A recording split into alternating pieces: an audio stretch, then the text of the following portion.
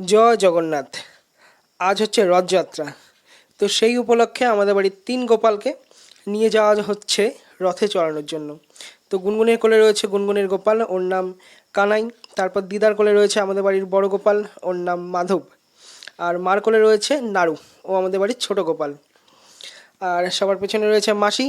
তো সবাই মিলে এখন যাচ্ছি আমরা মন্দিরে। আর আমাদের বাড়ির সামনেই রয়েছে আমাদের লাটাগুড়ি হাই স্কুল। তো হাই স্কুলের একটা গেট আমাদের বাড়ির সামনে, আর একটা গেট পেছনের দিকে।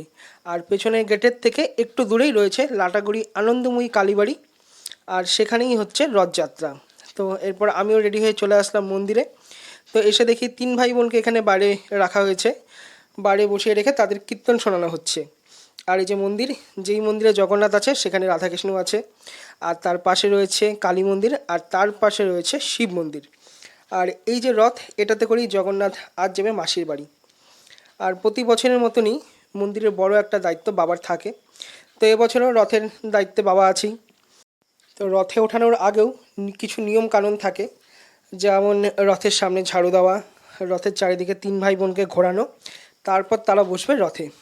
তো এই যে 7টা বোধহয় পরিক্রমা করা হলো, এরপর এক এক করে 3 ভাই বোনকে বসানো হচ্ছে রথে। তো বাবা এক এক করে বসাচ্ছে 3 ভাই বোনকে, তারপর বেরোবে রথ।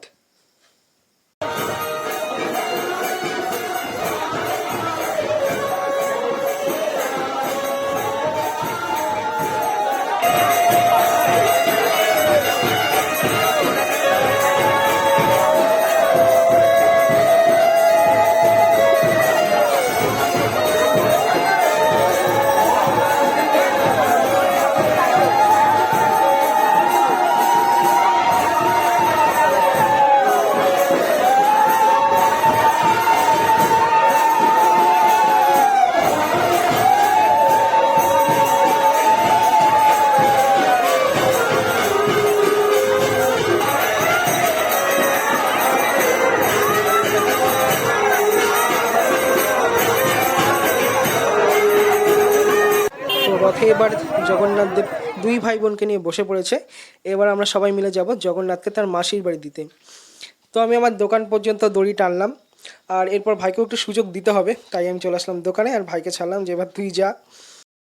আর আমাদের এখানে তো কয়েকদিন থেকে টানা বৃষ্টি হচ্ছিল, কিন্তু আজ হঠাৎ করেই বৃষ্টি কমে গেছে, কিন্তু ওয়েদারে দেখাচ্ছিল যে 6টা অবধি মুষলধারে বৃষ্টি আছে। যাই হোক, বৃষ্টি আর হয়নি।